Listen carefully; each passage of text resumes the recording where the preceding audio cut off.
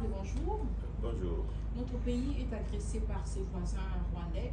Alors, quelle est votre réaction en tant qu'élu de la République, mais également digne fils de cette grande nation qu'est la République démocratique du Congo?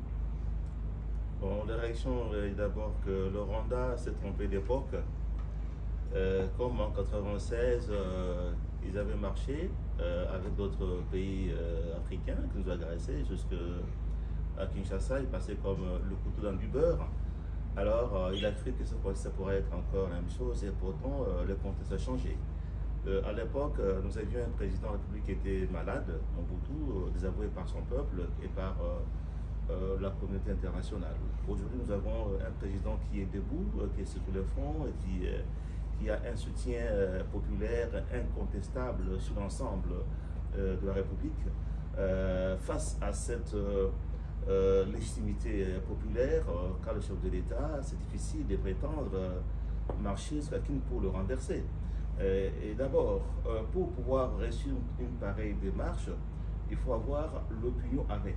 Comme je dis à l'époque, avec l'institution de l'UDPS à l'Ardel, qu'on croyait être congolais, les gens étaient enthousiasmés. Mais aujourd'hui, tout le monde est d'avis que c'est une agression étrangère du Rwanda. Ce qui fait que le peuple congolais est debout, franchement opposé à cette aventure. Mais aussi, j'ai demandé à notre peuple d'être sûr que le Rwanda ne va jamais réussir à occuper notre pays. Parce que j'ai vu qu'Agoma est tombé, Bukavu est tombé, beaucoup de gens avaient désespéré, et même dans notre camp politique, l'Union sacrée, il y en a qui voulaient déjà commencer à préparer leurs valises. Et bien, d'ailleurs, je me souviens, j'avais fait une tribune sur mon compte X, ma tribune 77, pour dire que Fachi ne tombera pas. J'ai démontré. Un, comme j'ai dit, ils n'ont pas de soutien populaire. Deux, ils n'ont pas de moyens logistiques et financiers assez importants pour réussir cette aventure. Donc le Rwanda est en train de subir sanctions économiques suite à une diplomatie agissante de nos chefs de l'État et aussi de notre ministre des Affaires étrangères, que moi j'ai considéré comme le maillot jaune de notre gouvernement. Ça c'est un fait.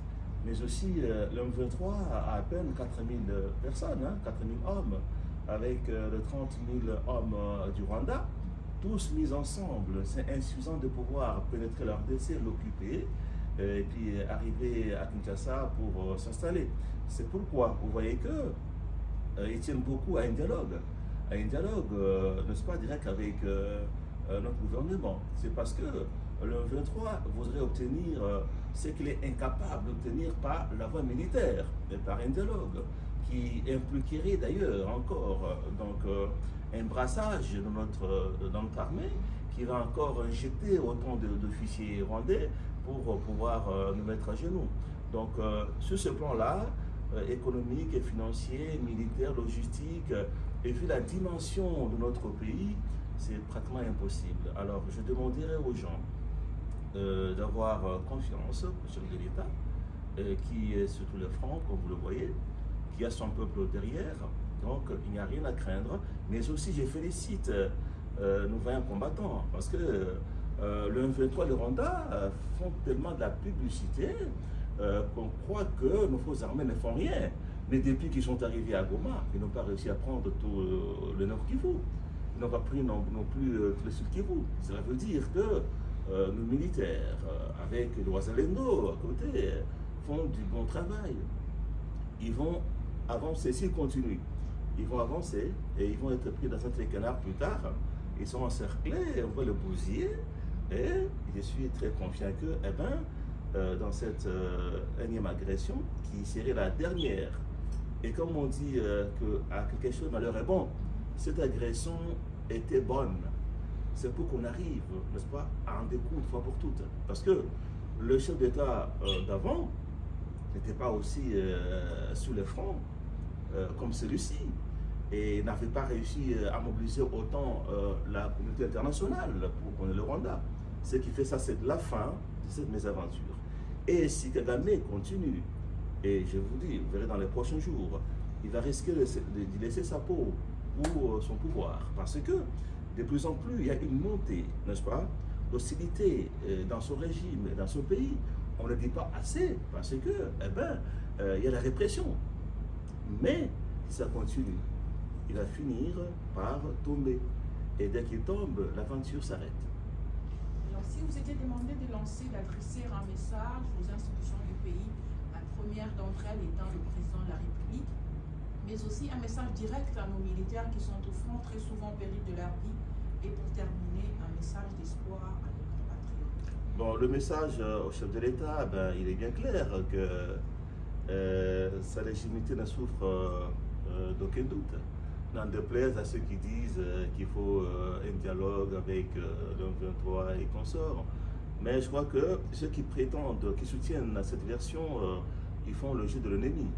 Parce qu'on va se réunir ici dans un espace de dialogue entre nos Congolais pour parler de quoi? Parce que l'agression est connue et est rwandaise. Mais en nous mettant ensemble avec l'opposition politique, avec même le M23, qu'est-ce qu'on va dire? Parce que ce ne sont pas eux qui nous attaquent, c'est le Rwanda. Et aussi, les dialogues politiques entre pays a une histoire. On fait un dialogue quand le pouvoir en place n'a plus de mandat, est illégitime. C'était le cas avec Mobutu, avec la CNES, n'est-ce pas, en 92. Il n'avait pas de légitimité, il fallait lui conférer une espèce de légitimité populaire pour aller, politique, pour aller vers une transition. Et même aussi avec Sansiti, on avait affaire à un pouvoir Abdel illégitime. Alors, il fallait nous réunir pour pouvoir mettre fin à la guerre afin de conférer une légitimité consensuelle politique à Kabila pour faire une transition. Le cas aussi de l'Union africaine. Kabila n'a plus de mandat, même à la Cinco. Mais aujourd'hui, nous avons affaire à un président qui est élu en plein mandat. Comment veut-on qu'on fasse un dialogue qui aboutirait à ce qu'on appelle pacte social, pacte républicain, en dehors de la Constitution? Mais ça n'a pas de sens. Ça, c'est une démarche que moi je peux appeler antipatriotique. Et alors, le message de l'État est clair. Et comme il le sait que le peuple est derrière lui, on le soutient à 100%. Même la classe politique, évidemment, à part quelques brebis galeuses, mais l'ensemble du peuple le soutient et nous voulons qu'il reste ferme sur cette affaire des négociations directes avec le M23. Il ne faut pas négocier avec le M23. Le salut du M23 se trouve dans le processus de Nairobi. Parce que là, au moins, ils peuvent arriver à obtenir une amnistie à l'issue de ces négociations. Mais sans ça, ils sont foutus, parce que nous avons leur chef Kounénanga qui est condamné à mort, et bientôt d'ailleurs, je pense qu'ils seront tous dans le collimateur de la CPI, ils sont dans les mauvais draps. Alors, les Congolais, notamment la diaspora, qui sont tentés de les rejoindre, je leur dis de les décourage, parce qu'ils vont devenir comptables du carnage des Goma, et tout ce qui est comme atrocité, violation des droits de l'homme, auquel ils n'ont pas participé. Donc c'est une aventure à déconseiller. Bref, le chef doit être vraiment sûr que nous sommes derrière lui, nous le soutenons jusqu'au bout. Et puis à toutes les institutions, nous demandons aussi de faire confiance au chef. Et elles ont aussi toute notre confiance, notre peuple. Et à nos frères combattants, leur disons que, on ne désespère pas. Et d'ailleurs, à l'époque, j'avais lancé une idée pour que nous, à l'Assemblée nationale, au Sénat, les mandataires publics, nous puissions symboliquement céder à un peu de notre monument. Symboliquement, ça peut être 1 000, 2 000 dollars, 500, qu'est-ce que vous voulez, donc pour soutenir notre armée, mais pourvu que ça arrive, il faut aussi à destination. Et si on demandait à l'ensemble de notre peuple de cotiser ne fût-ce qu'1 dollar le mois pour ceux qui travaillent, 2 dollars le mois, eh bien, ça serait un soutien vraiment pour montrer aux militaires, aux Wazalendo, que tout le peuple congolais est derrière. Donc je lance cet appel au peuple de continuer avec ses soutiens à notre président de la République et puis à ne pas nous espérer. Et à la communauté internationale, c'est bien de condamner, c'est bien des sanctions, mais moi je crois qu'il faudrait arriver à pouvoir accompagner l'M23 à sortir du pays, comme c'est fait à l'époque avec SNDP, qu'on arrive vraiment à pouvoir prendre le M23, le faire sortir du pays. Il faut passer à une autre étape, l'étape de condamnation, des sanctions, c'est bien, Et maintenant, c'est dur.